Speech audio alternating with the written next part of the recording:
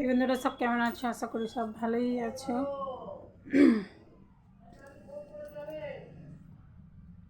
তো এখানে বিছানা টিছানা গুছিয়ে নিয়েছি, এক্ষুনি গুছালাম। বিছানাটা ঘুমাচ্ছিলাম আমি, সন্ধ্যা হয়ে গেল উঠতে ঘুম থেকে।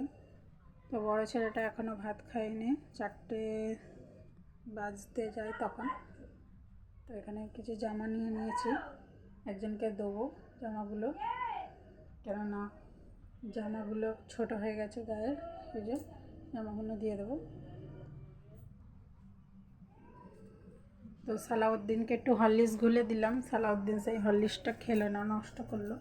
তো এদিকে জান্নার তক্তাটা পড়ে গেছে। তো আজকে বাসনগুলো মেজে এখানেই রেখে দিয়েছি, বাসনগুলো গোছানো হয় না, এখনও গুছাবো। একটু গ্যাসটা পুছতে হবে, গ্যাসটা পুছে নেবো আমি। তো দেখো এই কলটা, এখান থেকে কিরম জল টোপে টোপে পড়ে, কতগুলো জল জমা হয়েছে দেখো, এত জলটা জমা হয়েছে।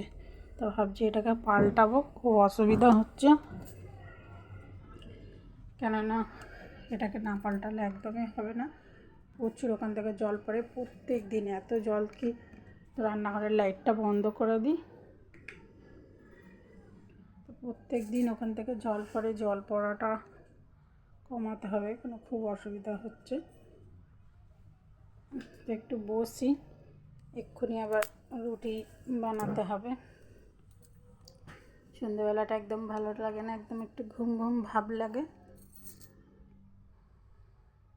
কালকে মায়ের বাড়ি গেছিলাম, আজকে আর যাবো না।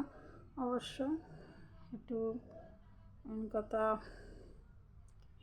ভালো লাগছে না, কোরআন শরীফ একটু পড়বো, তারপরে রুটি করবো।